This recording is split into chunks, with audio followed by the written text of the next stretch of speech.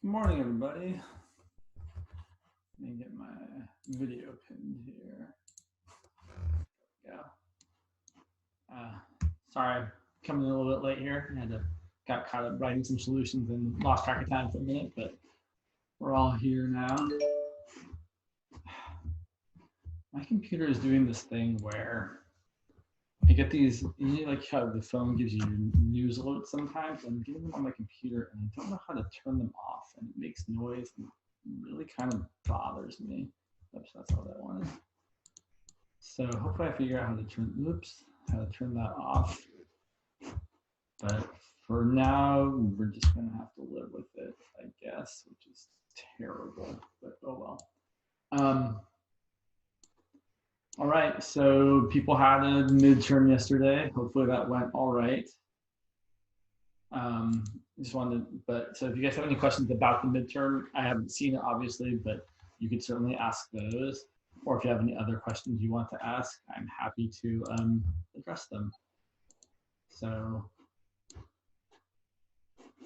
you see, someone sent me a message about problems to work out, but I don't see any problems that they sent me. So if they're still coming, I haven't gotten them yet.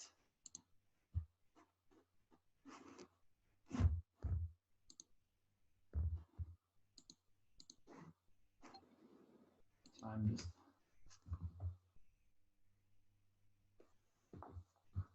So for the person who sent me the message, I'm guessing you're asking to find the area under the curve is what I am guessing. Okay, great. So the question being asked is to find, let's see, I think I get a little more light in here. Also, so just so you guys know, you're welcome to ask questions and have to answer them. If we get to a place where you guys don't have more questions or no one's coming up with them, I'm planning on eventually talking about integration by parts because I know Merckx has started talking about that and it's moving on to it tomorrow. So that's where I'm going to go if we don't have other questions to address.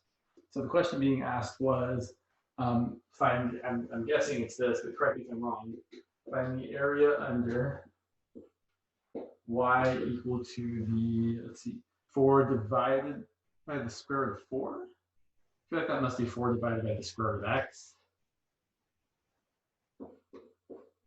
I'm guessing this is the function. Yeah, okay.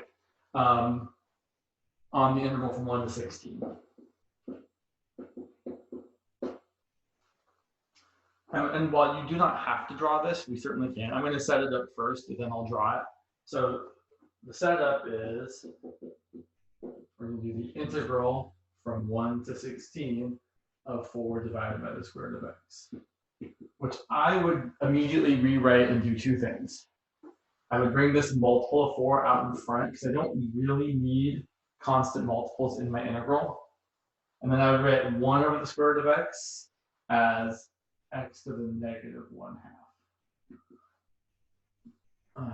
Use this pen here. Right, that's just my.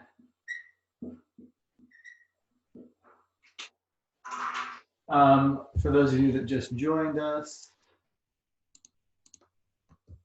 there's the attendance form again. Please go fill it. Oh, but sorry, just as a brief interlude, I just want to remind you all that tomorrow is the last day to drop classes. So if there's a class you're considering dropping, tomorrow is the last day to do it. You can still change any class to pass no pass until the end of the quarter. There might be some major restrictions about that, but dropping in class tomorrow is the last day. So just wanted to remind you guys about that. Also, and I'll grab this in a minute. So I'll wait till the end. There's something else I want to say, but remind me there's something I want to say about tutoring at the end of class. So if I don't say it at the end of class, someone please yell at me and be like, hey, James, you want to say a thing? Okay, so this is a problem. And here's what this looks like, by the way. So if I plug in 1 for x, 4 divided by the square root of 1 is just 4. And if I plug in 16 for x, square root of 16 is 4, 4 over 4 is 1. So right here, 16, we get 1. And it does some kind of like curving down kind of thing like that. So we're finding the area under this curve that's above the x-axis. And the way we're going to do that is we're just going to anti-differentiate this. So we're going to get 4 times the antiderivative of x to the negative 1/2 is going to be x to the positive 1/2 divided by 1/2, evaluated between 1 and 16. I'm going to simplify this first. Divided by 1/2 is like multiplying by 2. So I'm going to get 8 times x to the 1/2, or the square root of x, either way you want to write it, between 1 and 16. And then whenever we're doing a definite integral, we're always going to be plugging in the top limit first, subtract, and then plug in the bottom limit. So I'm going to get 8 times 16 to the 1/2 minus 8 times 1 to the 1/2. Again, the 1/2 power is just the square root. So this is 8 times the square root of 16, which is 4, minus 8 times the square root of 1, which is just 1. That's 30, oh, sorry, that's a minus. That's 32 minus 8, which is 24.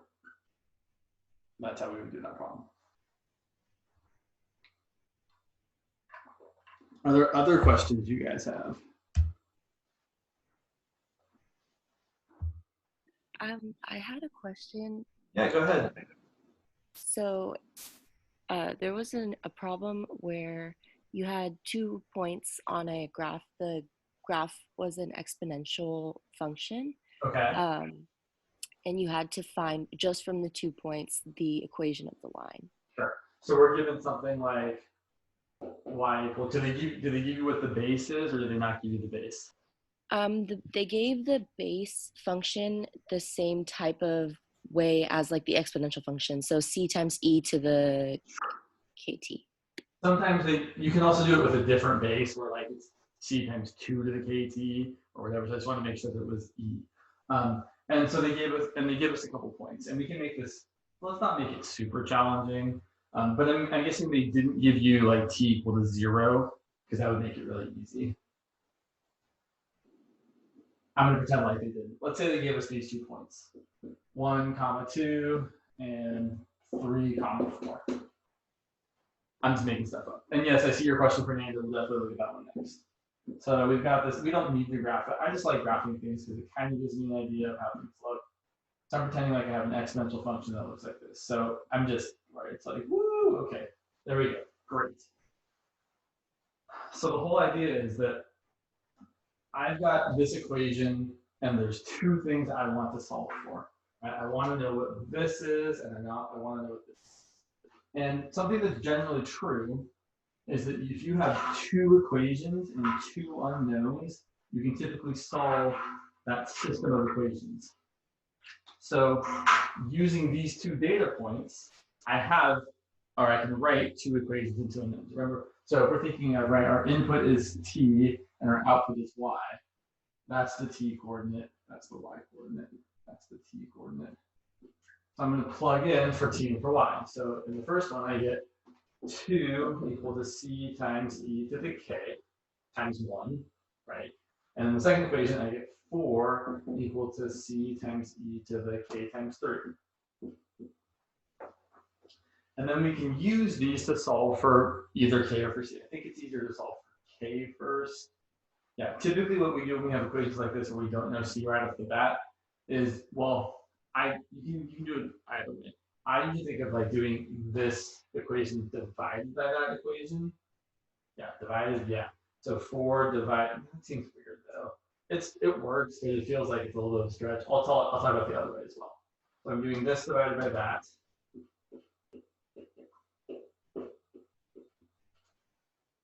I get 2 equal to the c's cancel, and e to the 3k divided by e to the k is e to the 3k minus k. So I get 2 equal to e to the 2k. And then I can take the natural log of both sides. So natural log of 2 equals natural log of e to the 2k is just 2k. K equals the natural log of 2 divided by 2. But if you don't like this dividing these equations, right? Like it seems kind of weird to do this equation divided by this equation. What I'm really actually doing is I'm solving each equation for c and then setting them equal to each other. It's just a shortcut for that. So I solve this one for c. I get 2 over e to the k equal to c. If I solve this one for c, I get 4 over e to the 3k equal to c. And if I set these equal to each other, 2 over e to the k equal equal to 4 over e to the 3k. Exactly is going to become this equation here. I can multiply e to the 3k over here, e to the 3k over e to the k. And I can divide both sides by 2.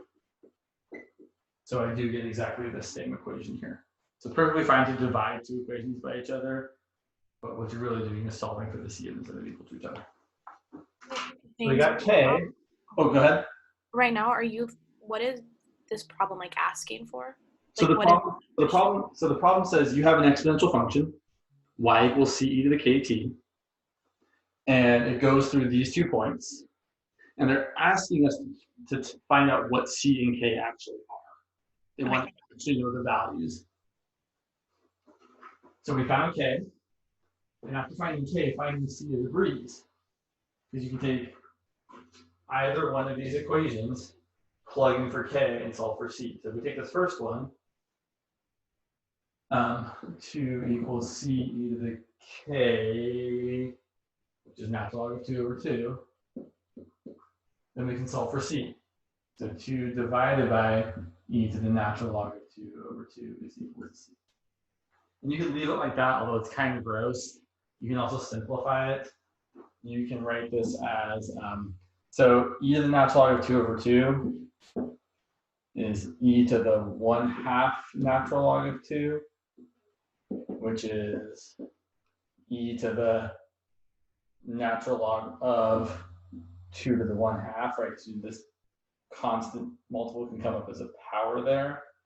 And then e to the natural log of some stuff is just the stuff. So you just get 2 on top divided by e to the natural log of this is just this. And 2 to the 1 divided by 2 to the 1/2, you subtract the powers. 1 minus 1/2 is 1/2, so you get 2 to the 1/2, or the square root of 2. So that's your c value.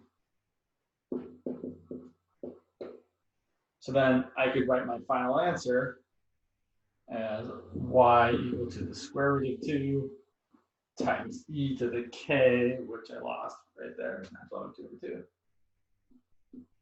times t.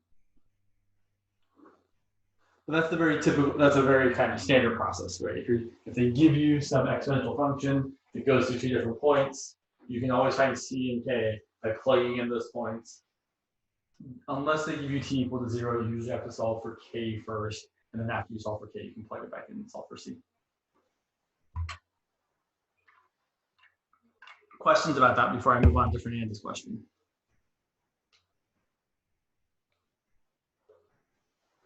I'll erase the back side of the board over here while you guys think about if you have any other questions.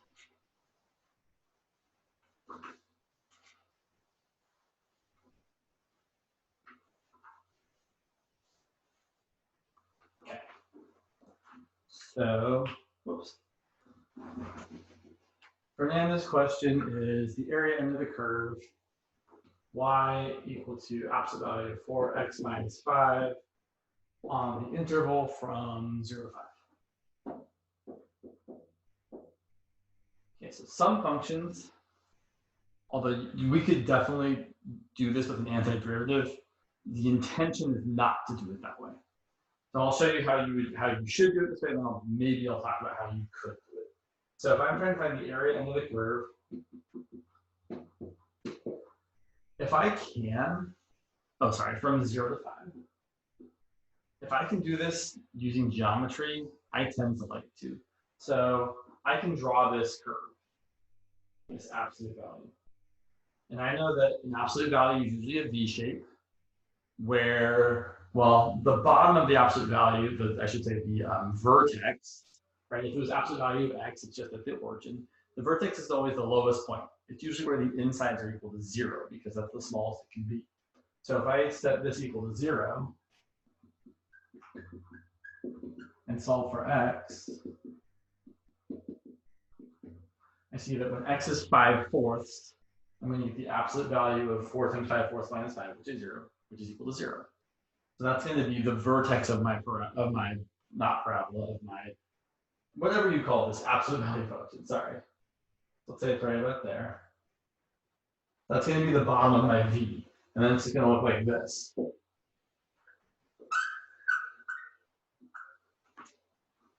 Now I'm going from 0 And if I plug in 0, the absolute value of 4 times 0 minus 5 is equal to, well, that's 0. So at that point there is 0, comma 5. I'm going all the way over to, I probably should extend this a little bit further. Let's say 5 is about there. So I've got this region here and this region here. And this point, when I plug in 5, is 5, comma, let's see, the absolute value of 4 times 5 minus 5, absolute value, sorry, is equal to, let's see, 20 minus 5 is 15, absolute value 15 is 15. So the idea here is that you can say, oh, look, I've got some triangles. And I can totally find the area of triangles just using the triangle angle formula, area formula. So this area, let's use a different color here. This area is 1/2 the base. The base is from 0 to 5/4, which is just 5/4, times the height, which is just 5. Which we can simplify. Let's see, that's 5 and 1 times 5 times 5, right? It's 5 over 1 is 25, and 2 times 4 times 1 is 8. And then in a similar way, we can find the area of this region. Well, let's see. So the base there, well, it's going to be 5 minus 5/4. 5 is 20/4 minus 5/4. That's going to be 15/4. So it's going to be 1/2 the base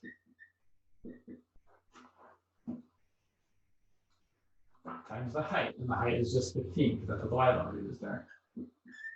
Which I'm going to 15 over 1. So then I get 15 times 15 times 1. 15 squared is 225. And then on the bottom, 2 times 4 times 1. So then the total area, or the integral, from 0 to 5 with the absolute value of 4x minus 5 dx is going to be this plus this, which is going to be 250 over 8, which reduces to 125 over 4. And although there is another way to do this problem, this is the way you should do this problem. Whenever you have an absolute value of just a nice linear function of x, the best way to do this problem is always by just saying, oh, I just have triangles, and I know how to find the area of triangles using just 1/2 base times height. Now, if you're interested, I can show you the other way to do it. Would you like to see another way to do this problem? It's fine if the answer is no. But I should say, is there anyone who wants to see it the other way? Because if the answer is yes, I will definitely show you guys.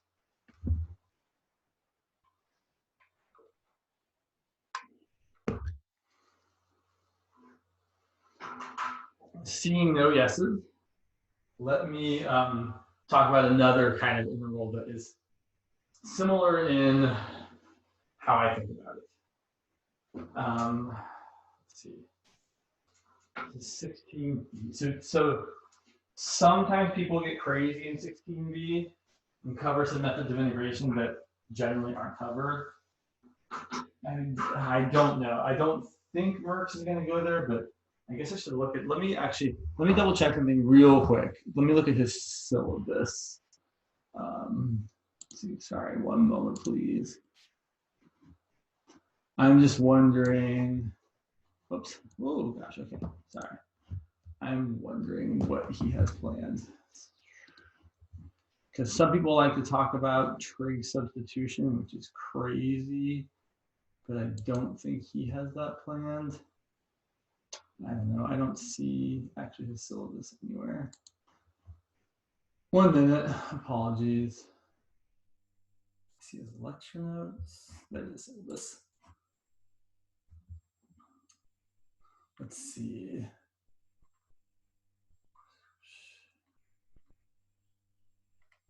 Okay, his syllabus doesn't really say a whole. Oh, there we go. Let's see. Integrals. Let's say trig substitution here.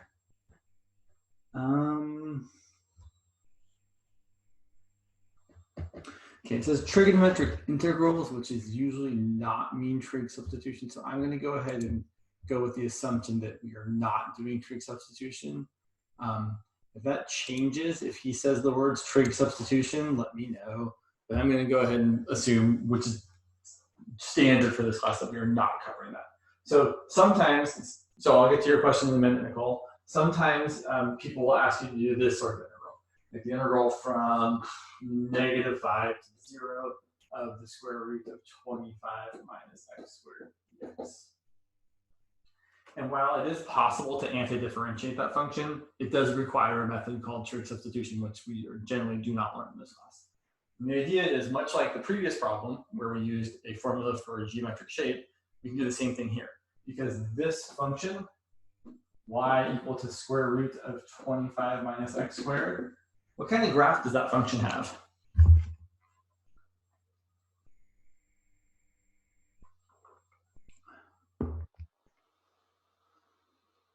Yeah, exactly, half a circle, the top half of the circle.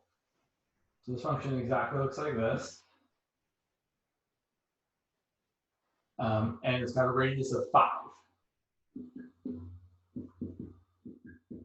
So if I'm integrating from -5 to 0, I'm starting here at x equals -5, I'm ending here at x equals 0. So I'm getting all of this area, which is 1/4 of a circle. So I wouldn't try to anti-differentiate this. I would just say, hey, I know that this is going to be 1/4 of the area of that circle. The area of that circle is pi times the radius squared. So I end up with 25 pi over 4. In a similar way, if it was integrating from -5 to 5 of the same function, then we would get half of the area of the circle, because then we'd be going from here to there. So we get all this too. And you get 1/2 pi times 5 squared, which is going to be 25 pi over 2. Oh. Ooh. Sorry, my belly's gurgling a little bit. Hopefully you guys can't hear that. I mean, it's not like it's offensive, but surprising.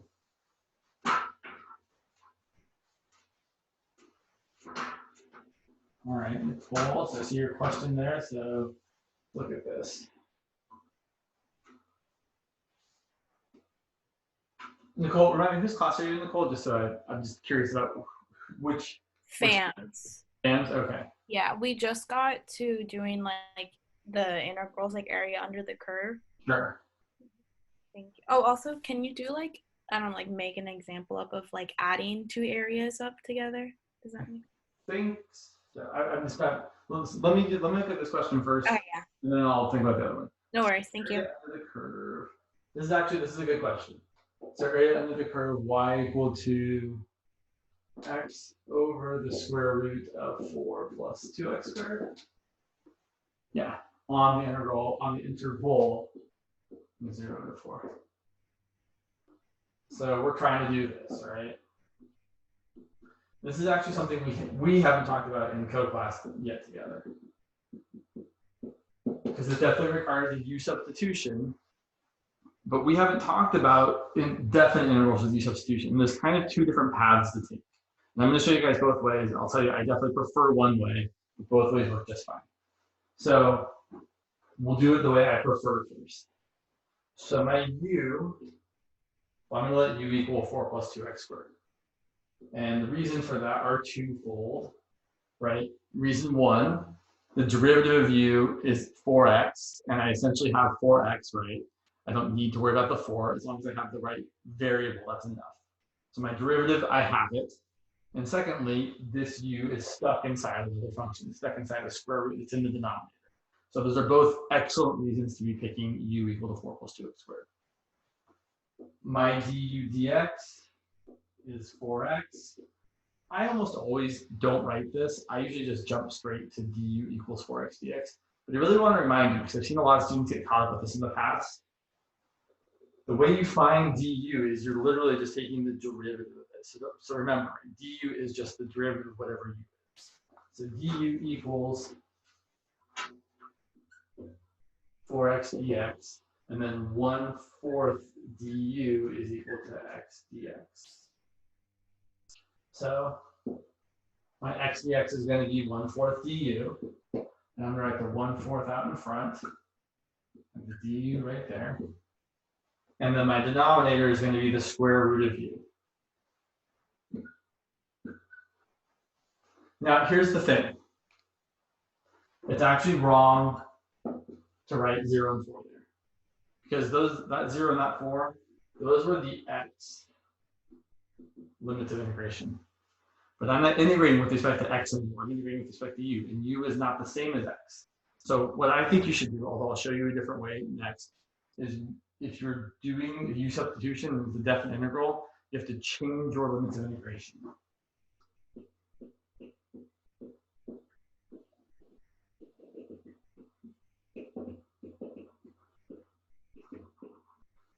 And for those of you that might have just joined, here's the link to the attendance again. So the way we change limits of integration is we use what u is equal to. So if x is 0, then u is going to equal 4 plus 2 times 0 squared, which is going to equal 4 plus 0, which is 4. So instead of x equaling 0 being the bottom limit, u equal 4 is going to be the bottom limit. And you do have to have the same order. So wherever the bottom limit is here, the corresponding u value should go in the same spot. And then if x equals 4, right, because that's the upper limit, u is going to equal 4 plus 2 times 4 squared. 4 squared is 16, times 2 is 32, plus 4 is 36.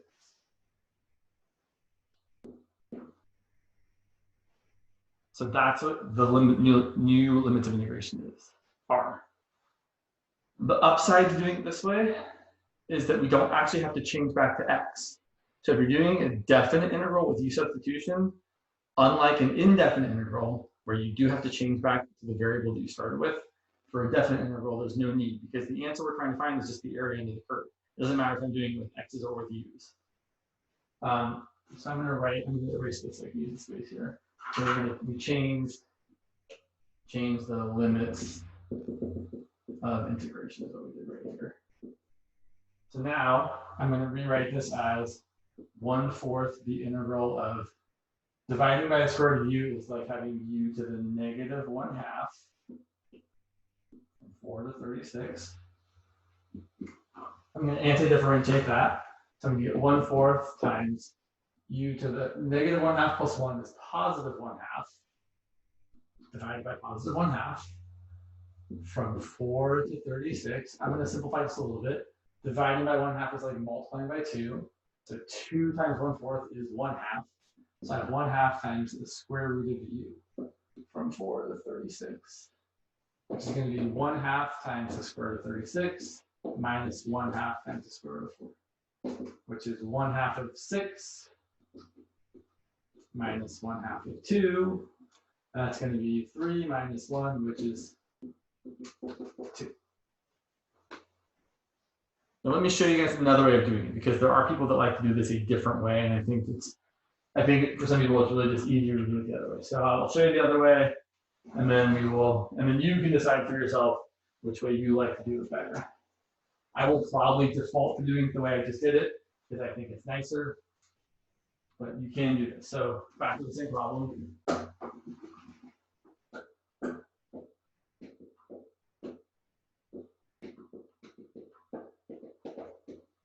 So we still do the same u substitution. U is 4 plus 2x squared. Du over 4 is equal to x dx, right? That's what we have on the other side. Du over 4, 1/4 du is x dx. And then we rewrote our integral. So there's my 1/4 du over the square root of u. And then I don't change the limit of integration. So you can either, wait. Yeah, so I never plugged u back in. Well, so what I plugged in was the u limits of integration. U equal to 36 and u equal to 4. Because again, it's the definite integral, I just have to plug in those values.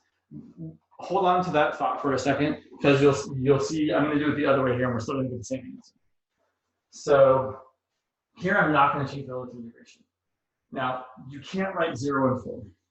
What you can either do is you can do the indefinite integral on its own, or you can write, these are the limits x equals 0 and x equals 4.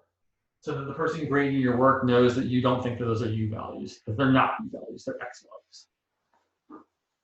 So same work, let me rewrite this. Right, this is u to the negative 1/2 du. So we're going to anti-differentiate. We're going to get 1/4. Sorry, my 4s look like I can use sometimes. We're going to get 1/4 u to the 1/2 divided by 1/2 is like multiplying by 2. Eventually, once you do the power rule enough, if you're dividing by a fraction, you know you just multiply by the reciprocal. Evaluated between x equals 0 and x equals 4. So let's see, I've got 1/2 times the square root of u between x equals 0 and x equals 4. But I can't plug in 4 and 0, because if I do, I'll get 1/2, right? If I plug in 4 and 0, I get 1/2 the square root of 4 minus 1/2 the square root of 0. And that would give me 1/2 of 2, which is equal to 1. But I know the answer should be 2, right? Because I got 2 here. So that's wrong, because again, this is u. Sorry, my u's I feel like my u's just look terrible. Anyway, what I'm going to do now is now I am going to plug back in that u is equal to 4 plus 2x squared.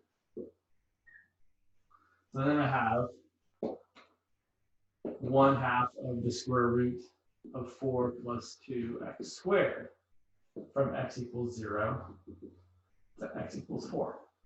And then if I plug in 4, I get 1/2 of the square root of 4 plus 2 times 4 squared minus, if I plug in 0, 1/2 of the square root of 4 plus 2 times 0 squared.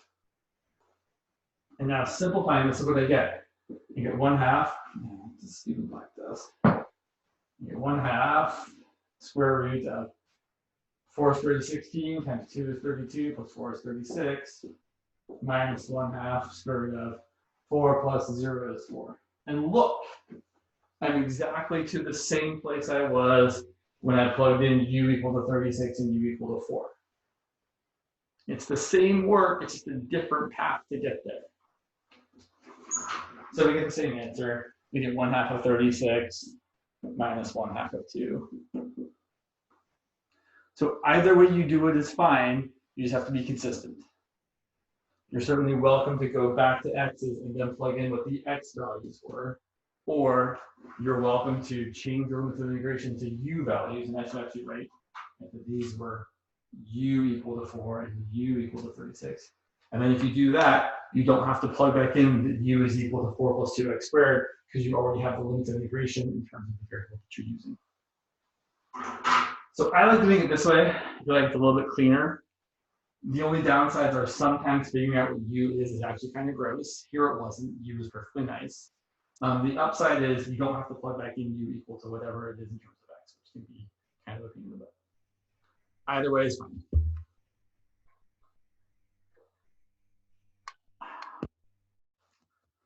There's the attendance link one more time. So I think this would be a good time for you guys to actually practice doing one. So let me give you guys a practice problem for you to work on. I'm going to try and make it not too terrible, but I am making it up. So let me think here for 1 second.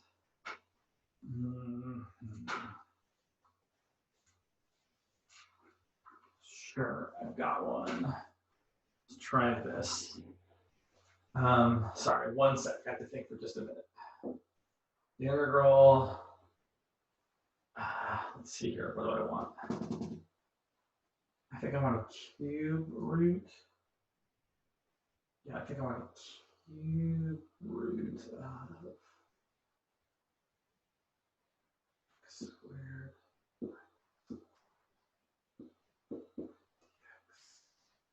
Sorry, this takes a hot second. 1 second. 1 to 3. It should be nice. Yeah, so let's do that. Let's do the integral of x times the cube root of x squared minus 1 from x equals 1 to x equals 3. And I'll remind you, so just a couple things. Well, no, you guys should be able to do this one. Yeah. So go ahead and try doing this one. So make the appropriate U substitution. Yeah, I'm going to give you guys that one to work on. I'm going to go use the restroom real quick. So you guys work on this for a minute. The numbers should be fairly nice because when you plug in 3, the cube root of 3 squared minus 1, the cube root of 9 minus 1 is the cube root of 8, which is just 2. Similarly, when you plug in 1, 1 minus 1 is 0, the cube root of 0 is 0. So not that you're plugging it in right away, but the numbers should work out well. So do the U substitution, do the antiderivative, plug back in or not, and then after you do that, see what you get. I'll come back and I do have to execute. Okay, what was it?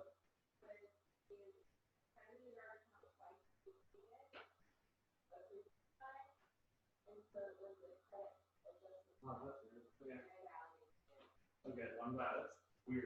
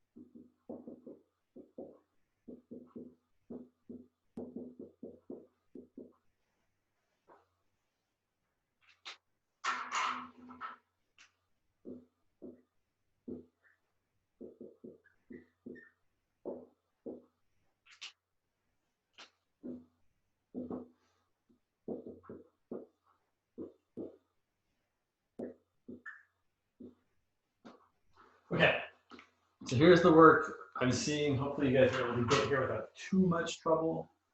We let u equal x squared plus 1 because the derivative is essentially x, right? The derivative is really 2x, but we don't care about constant multiples because we can always adjust for them.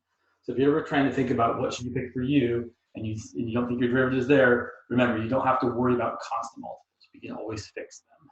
So u is x squared plus 1, du dx is 2x, and then I know I want x times dx, so I'm going to say 1/2 du, right, divide both sides by 2, equals x times dx. Replace x dx with 1/2 du, and then the rest of the stuff, the cube root of x squared minus 1 will be the cube root of u, because u is x squared minus 1. And then I personally am going to change my limits of integration. I think I should say, okay, well, if x equals 1, right, that's my lower limit of integration, u is going to equal, well, u is x squared minus 1, so u is going to equal 1 squared minus 1, which is 0. And if x equals 3, u is going to equal 3 squared minus 1, which is 8. So my new limits of integration are u equal to 0 and u equal to 8. And I do not have to use x ever again now that I've changed my limits of integration. Also, I would much rather rewrite my integrand as u to the 1/3 power, because that's going to be much easier to anti-differentiate. All right, so I'm going to get 1/2 times, so here's how I really do this. If I'm integrating u to the 1/3, and I'm going to add 1 to the power, so I'm going to get u to the 1/3 plus 1, which is 4/3. I'm also going to divide by 4/3, because I know that dividing by a fraction is the same as multiplying by its reciprocal. Instead of dividing by 4/3, I'm just going to, that's why I left space here, I'm going to multiply by the reciprocal, which is 3/4. So here's what I've got. 1/2 times 3/4 is 3/8 times u to the 4/3 between 0 and 8. I get 3/8 times 8 to the 4/3, minus 3/8 times 0 to the 4/3. Okay, 0 to any positive power is just 0. I will point out 0 to a negative power is not 0. 0 to a negative power is undefined, but if you have 0 to the negative 2, that's 1 over 0 squared. Oh, that doesn't exist. Just be careful. If you ever see 0 to a negative power, you should stop and think for a second. And then 8 to the 4/3 actually does simplify really nicely. I've got 3/8 times, I think of 8 to the 4/3 as 8 to the 1/3 to the 4th. 8 to the 1/3 is the cube root of 8, which is 2. So I get 3/8 times 2 to the 4th. 3/8 is just 16. Oops, 3/8 is not just 16. 2 to the 4th is 16. So I have 3/8 times 16. Cancel an 8 here and an 8 here to get 2 times 3 is 6. I came up with a pretty good problem on the fly. Congratulations to me. So that's an example. So you could have done it the other way, right? You could have instead not found these limits of integration and plug back in u equal to x squared minus 1. But when you do that, you still end up getting the same x values, or sorry, the same values, right? If you plug back in x squared minus 1 for u, but then you plug in the 3 for x, you get 3 squared minus 1, which is still 8 to the 4/3 power. So it's the same either way, it's just a different path a little bit. So are there questions about that?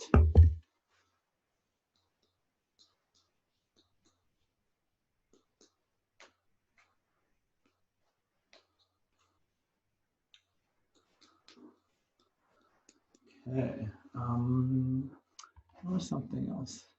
So let me actually take a moment before we move on to other stuff.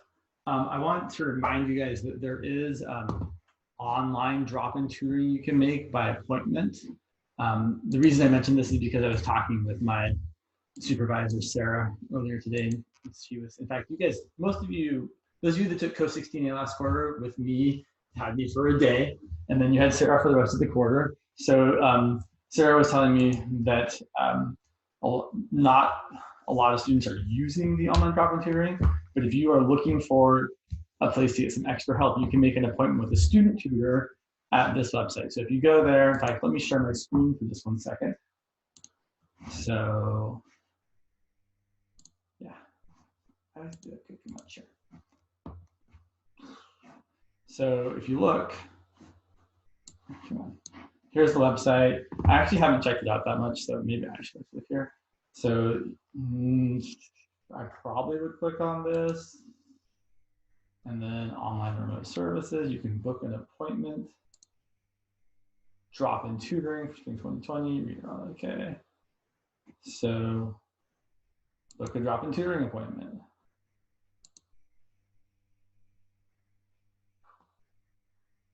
Well, this is, yeah. So I might not be able to do it because I am not a student, but you can go here. There's a guide. How does it work? I think you have to read this stuff. I scheduled an appointment. I was not scheduled. I'm scheduled not with any available advisors, blah, blah. I'm scheduled with a tutor that can go to my subject. Okay. So anyway, you can take a look at this. I guess I have to say yes, and then submit. Oh, and then you can click on this to make an appointment with someone. So you can go to math, and then you probably have to log in, and I'll probably not be able to actually do it because I'm not a student, but let's find out. Why not? Maybe I'll sorry, I gotta sign in here. Yeah, I don't have access to the schedule. Anyway, if you guys are looking for extra math help, that is a place you can get it. It should actually work for you because you are students, unlike me. But yeah, so go ahead if you're looking for something. There is a place to get some help with the maths. And again, here's the link to the attendance. Please fill it out once and only once. I feel like there's something else I wanted to say.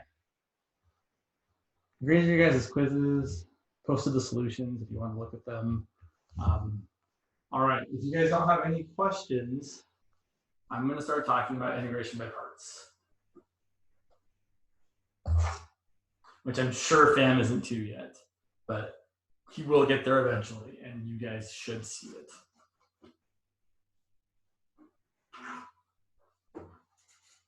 Yeah.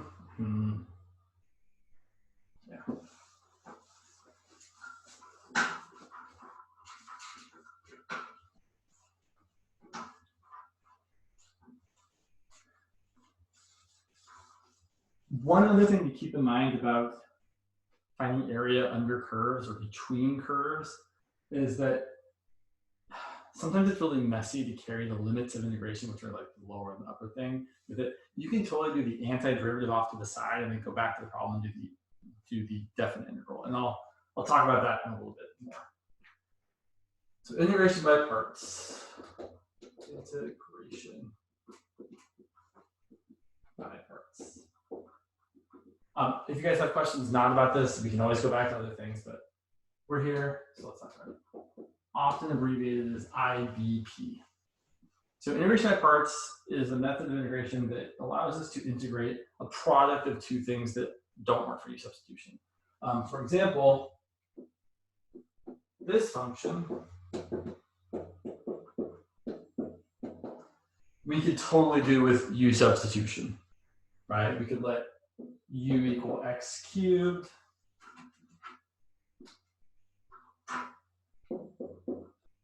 du would equal 3x squared dx, 1/3 du would equal x squared dx. And we could totally rewrite this as 1/3 du sine of u. The integral of that is negative cosine of u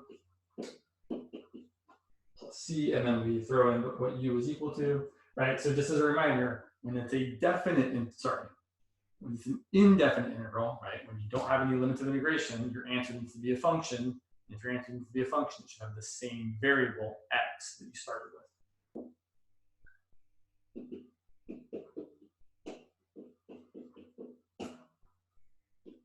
So for this function, perfectly normal to do a U substitution. However, so I guess maybe I shouldn't title this side integration by parts because we haven't done integration by parts yet. This is not integration by parts here. On the other side, we will see what might look like a similar function, but is very different.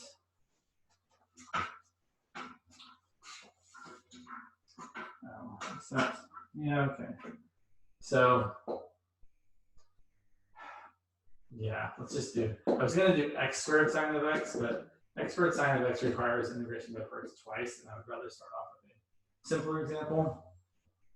So let's look at the integral of x times sine of x, or maybe even 2x times sine of x. So here we cannot just use the U substitution, right? If you let u equal x, your du is dx, and right, you're actually literally just changing everything to u's instead of x's. So the problem is this integral is definitely not equal to x squared times negative cosine of x. Right? You cannot integrate two factors and then multiply the results together. And the reason why is because of product rule. If the derivative of this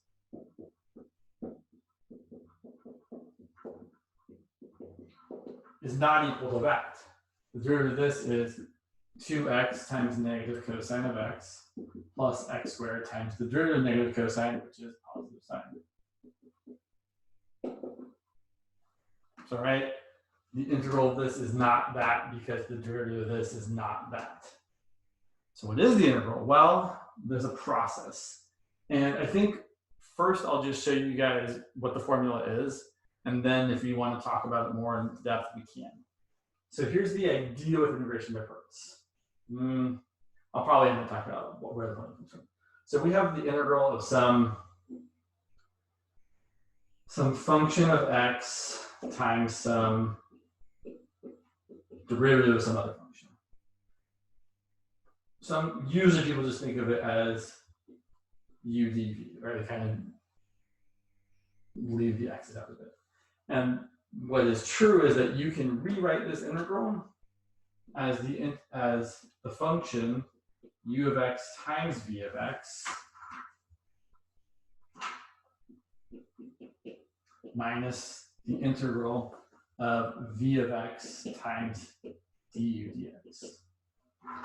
Now, you might be thinking, well, why would you do this? Right? Because it looks like I still have to integrate. And that is true, but the idea or the thinking behind this is that this integral here is meant to be something that is easier to anti-differentiate than this integral over here.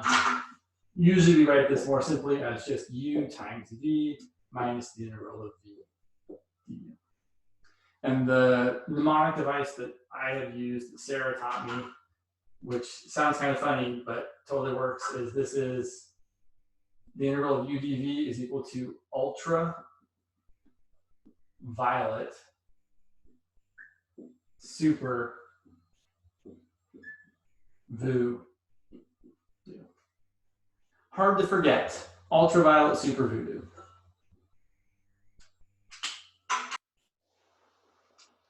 So now here's the thing. If you're trying to actually do integration by parts, you have to make a choice.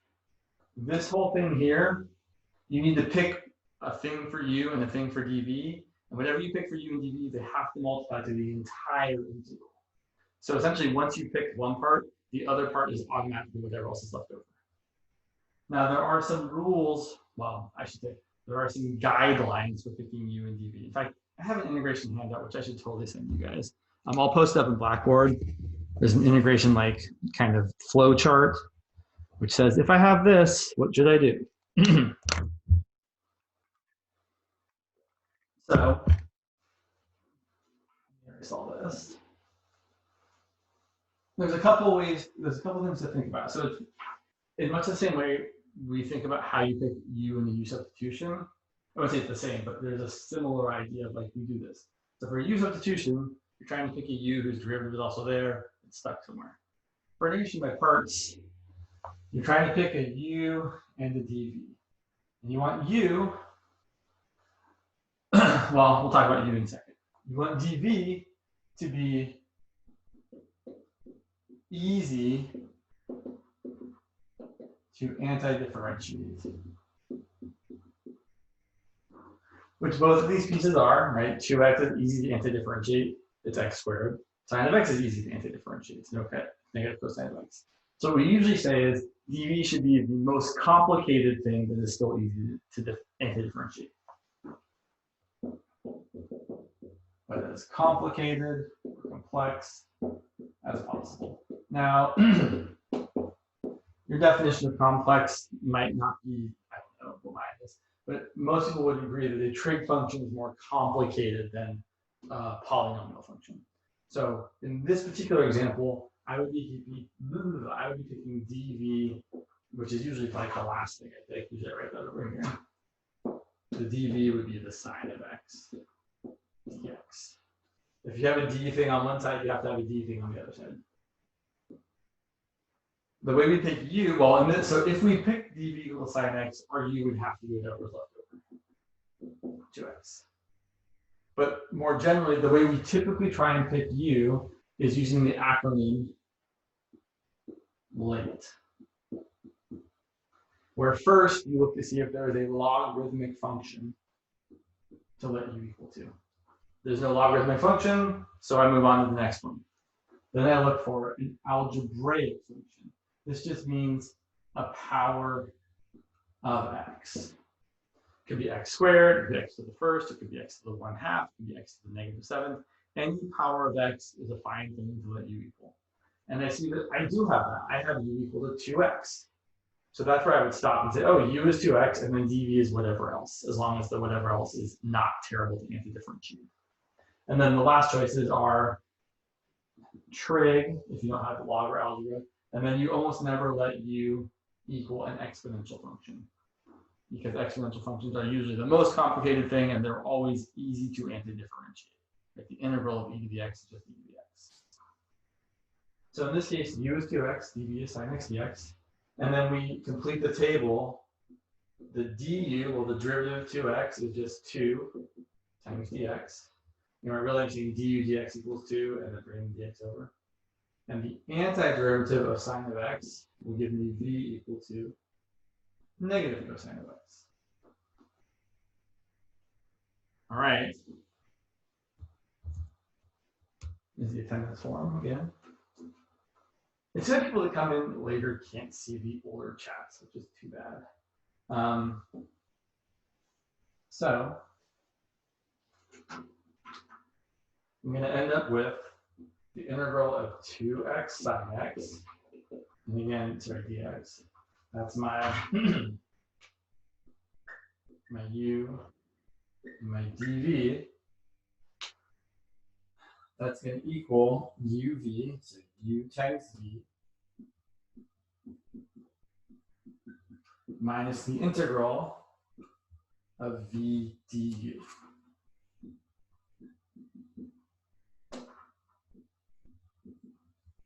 Label these things.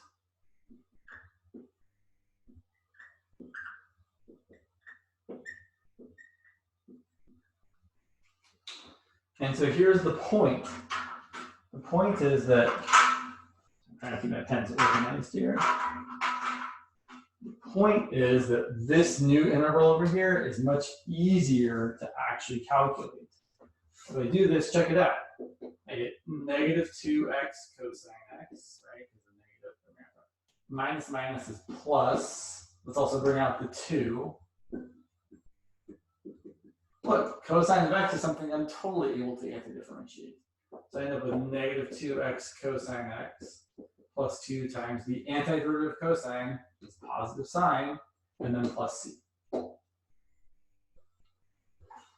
That is the antiderivative of 2x times sine of x. Let's check. Yeah.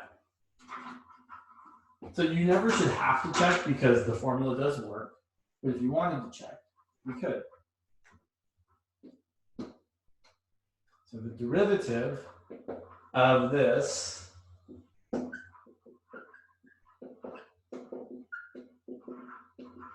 I'm not going to write the plus c part because I know the derivative of plus c is just going to end up being 0.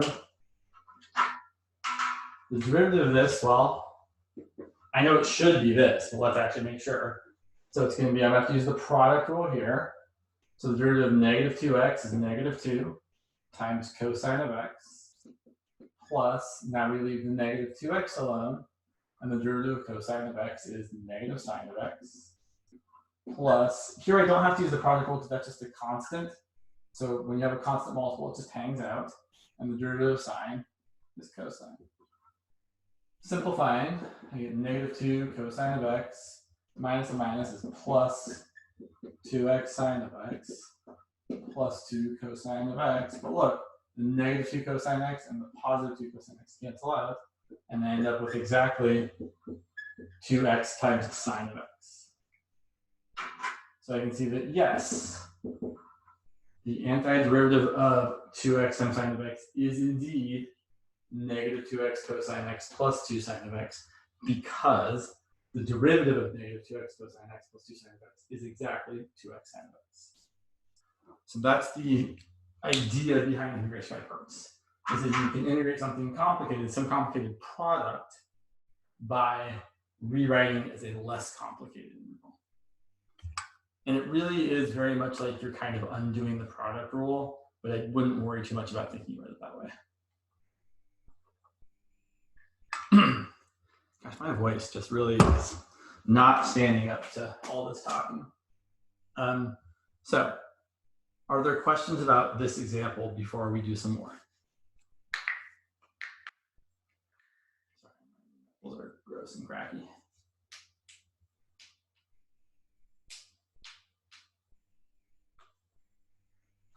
I want to race to the other side of the board while you guys think whether you could have any questions.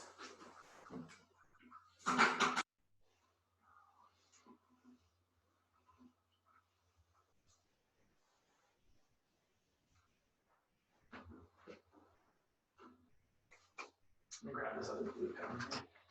I think I've determined I like the blue and the black pens the best. But this black pen, sorry, I'm definitely going through them faster. All right, here's another example. Integral of x to the 6 times natural log of x dx. Okay, so I typically, although typically I think about the integrating thing, I usually am just using the limit, right, to decide what u should equal. So let me ask you guys, what should I pick for u here? Should I pick u equal to x to the sixth, or should I pick u equal to the natural log of x? Exactly. And so once you pick u, your dv is automatically everything else, including the dx.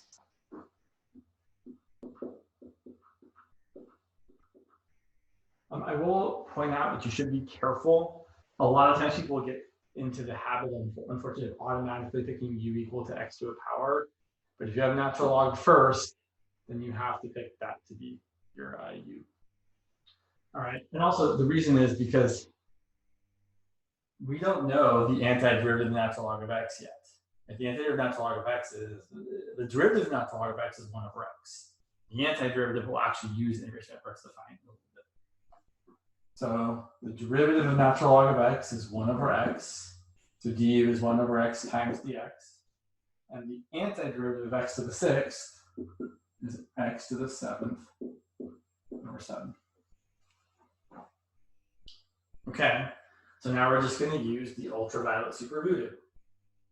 That's going to be uv minus the integral of v d, which is going to be, see, u times v is natural log of x times x to the seventh over 7 minus the integral of v, which is x to the seventh over 7 times d, which is 1 over x dx. And now I have to encourage you to be extra careful. I definitely have seen people in the past think of these as separate and say, oh, well, the integral of this is x to the 8th over 56, and the integral of this is natural log of x, and they multiply together. But we know that doesn't work. We know we cannot just integrate factors and multiply the results. It's not allowed. The whole point here is that you want to simplify this. X to the 7th over x, we can cancel an x and get x to the 6th. So I'm going to rewrite this as natural log of x times x to the 7th over 7 minus, I might bring up the 1/7, and then x to the 7th divided by x to the 1st is just x to the 6th. And we definitely know how to anti-differentiate x to the 6th. We've literally already done it. So I end up with the natural log of x times x to the 7th over 7 minus 1/7 times the integral of x to the 6th is x to the 7th over 7 plus c. And then I would probably simplify this final answer as, I might write it as x to the 7th times natural log of x over 7 minus x to the 7th over 49.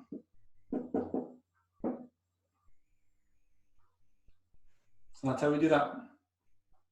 Is the late acronym like what U is supposed to be or what U isn't supposed to be? What u is supposed to be. It's not always 100% guaranteed to work, but for most of the problems we see in this class, it usually works pretty well.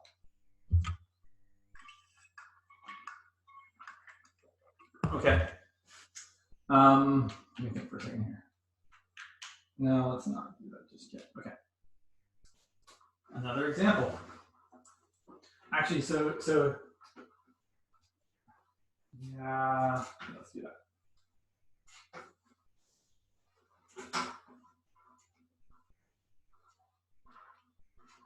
So here's one you should know, or that you should see, I suppose. The integral of the natural log of x. So in this case, right, it might seem kind of perplexing at first because there isn't really a u substitution. So what I really want to point out, actually, before we do this, is that you're eventually going to have integrals where you're not sure which method to use, right? They're going to be like, do this integral, and I'm not telling you it's a u substitution or integration by parts. You have to kind of figure it out. So in this case, so usually what I do, my kind of checklist is I look for a u substitution first, because usually u substitution is the easier method of integration. But I don't see a u substitution here, right? The only thing that would make sense to let u equal would be natural log of x. So if I let u equal the natural log of x, then my du is 1 over x dx. And I don't have a 1 over x dx. And so that's probably a good sign that u sub is not good. But I could actually try integration by parts. Now you might be asking, well, James, if you're doing integration by parts, if I let u be late, it still makes sense to let u equal the natural log of x. So if u is the natural log of x, what's my dv going to be? Well, what's left?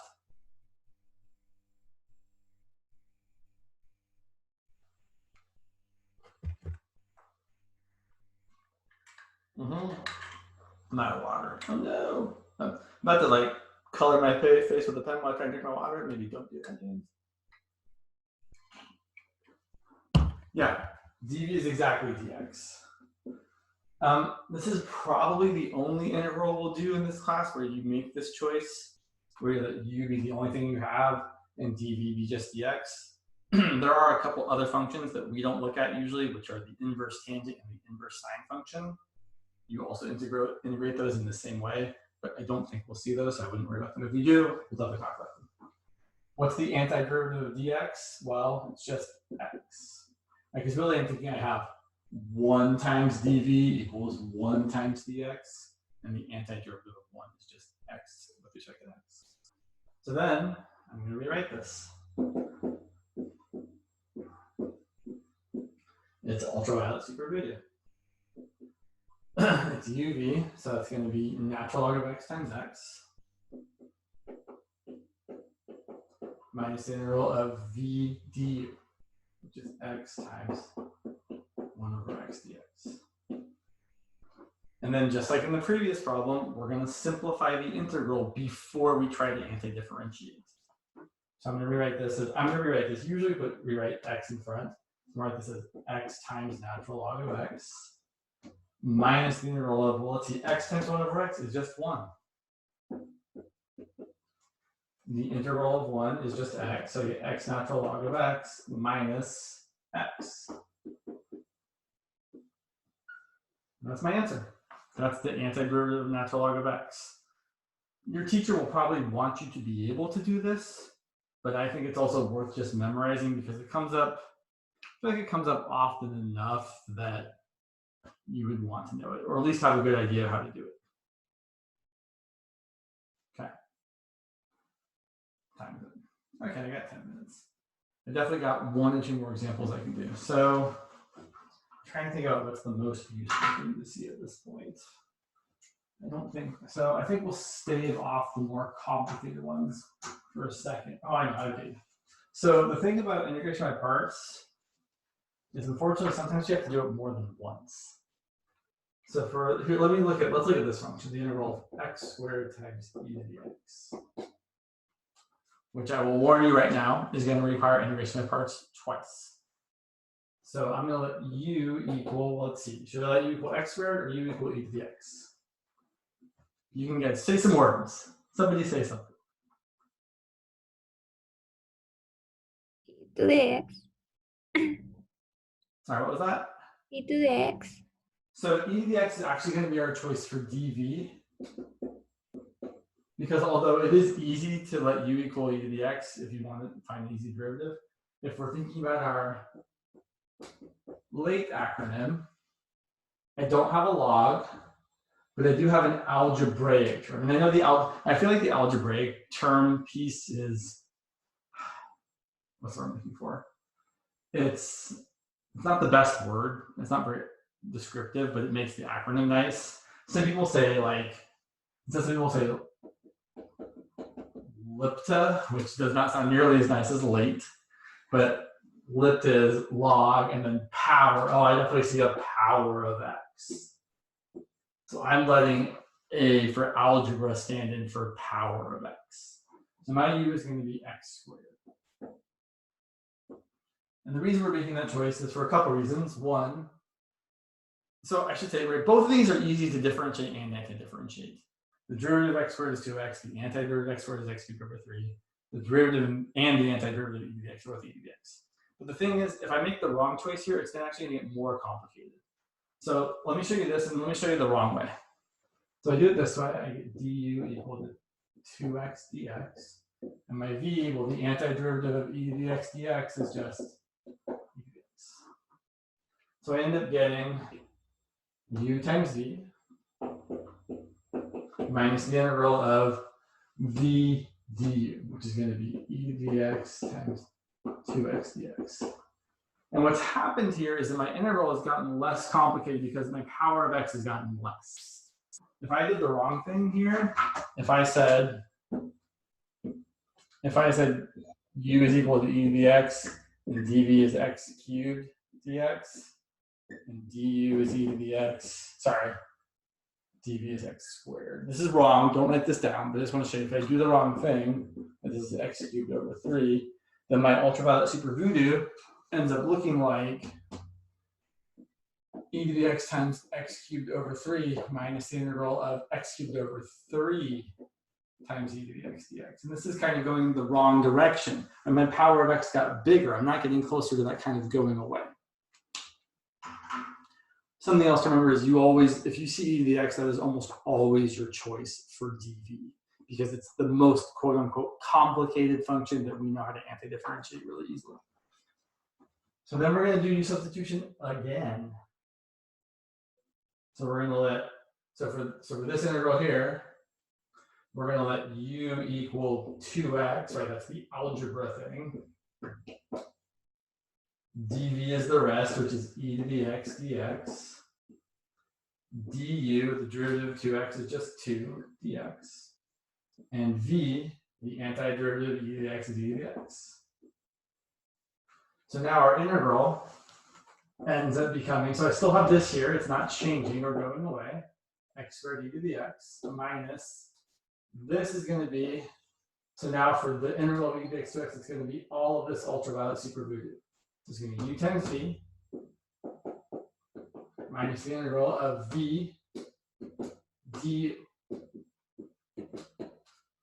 Also, just in case, here's the attendance form one more time. So check this out. I get x squared e to the x minus 2x e to the x minus a minus is plus the integral of e to the x times 2. Well, that's easy. It's just e to the x times 2. Right, so each step made the integral a little easier to deal with because the power of x got less until there was no more power of x. And the antiderivative of e to the x is just e to the x. So here's our antiderivative. And we're kind of short on time, so you should check on your own using the product rule that the derivative of this actually ends up equaling x squared e to the x. It does, but you have to make sure you're careful with this minus sign here, that when you do the product rule, that you distribute the minus sign afterwards. But you really should check on your own. In fact, maybe I'll make it a quiz question on the next quiz. But I actually want to show you, so this is kind of a pain, and it's more of a pain if the power of x was like x cubed. Because if you have x to a power times e to the x, you have to do integration by parts, whatever that power number is. So if it was like x to the 4th times e to the x, you have to do integration by parts 4 times. But there is a shortcut. So this is often called tabular integration, and I think it's definitely worth knowing. Most people in 16B do cover it. So tabular only works for the following 3 types of integrals. X to a power times e to the x, x to a power times cosine of x, x to a power times sine of x. And technically you could have something times x, you could have like sine of 3x or cosine of 4x, but this is the general kind of format. And then I should say n has to be a positive integer. Because what has to happen is eventually the derivative of x to the n has to be 0, right? If you have like x cubed, the derivative of x cubed is 3x squared, the derivative of x squared is 6x, the derivative of 6x is 6, the derivative of 6 is 0. As long as you have x to a positive integer power, if you keep taking derivatives, eventually the derivative will be 0. So let's actually go back and do the same problem from before. So I'm going to do the integral of x squared e to the x. And I'm going to make a little table. That's why it's called tabular. I'm going to make my u choice and my dv choice. So we pick u equal to x squared. We pick dv equal to e to the x. And now here's what we do. For the u's, we take the derivatives.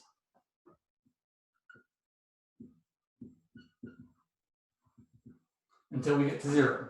We need to get to 0. If we don't get to 0, it means we made the wrong choice in a tabular integration.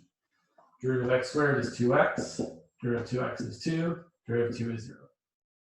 On the dv side, we need to do the antiderivative.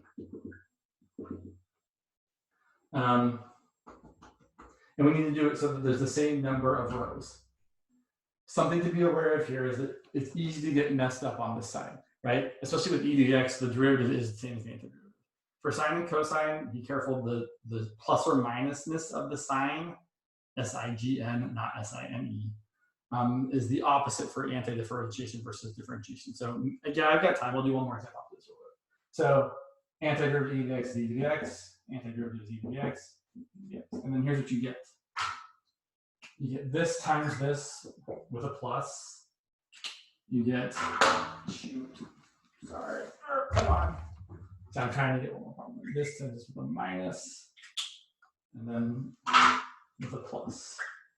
So you're always multiplying this over and down one, over and down one, over and down one, and then the sign is alternating.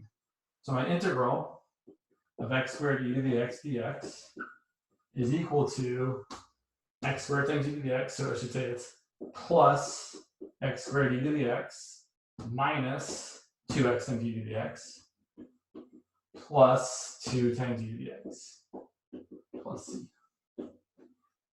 And yes, that's exactly what we got on the other side. X squared e to the x minus 2x e to the x plus 2 e to the x plus c, right? Yep, it's the same. Let me do one more for you just to make sure that you guys can see one more example. So it really is a time saver, but again, it only works for those 3 types of integrals. So let me give you one more slightly more complicated example. Ooh, let's get paddle over my hand. Yeah, that's good. So let's do the integral of x cubed times cosine of x. Actually, I want to make it slightly more complicated. I'm going to make it cosine of 2x. Okay. So I'm going to make my table. The u values are going to be x cubed and then all the derivatives. 3x squared, 6x, 6, 0. My dv is going to be starting with this. And then all the antiderivatives. Now here is where I'm actually using the idea of the mini u substitution. I know the antiderivative of cosine of x is sine of x. I know the antiderivative of cosine of 2x is sine of 2x divided by 2, because the derivative would make me multiply by 2. So I know the antiderivative of this is 1/2 sine of 2x. The antiderivative of sine is negative cosine, so I'm going to get negative 1/2 times, sorry, I need to divide by another 2. So it's negative 1/2 cosine of 2x divided by another 2, so it's negative 1/4 cosine of 2x. Every time I have to differentiate, I'm going to divide by another 2, so I'm going to get antiderivative of cosine is sine, so I'm going to get negative 1/8 sine of 2x. And then finally, antiderivative of sine is negative cosine, so I'm going to get negative negative, so positive 1/16 cosine of 2x. And then,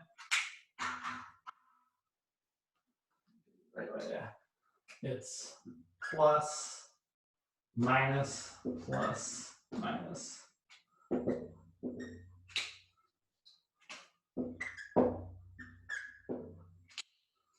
right, so you can go down to 0, so you get the same spot over here. So my final answer is going to be, so x cubed times 1, so let me write my answer here. I hope there's enough room.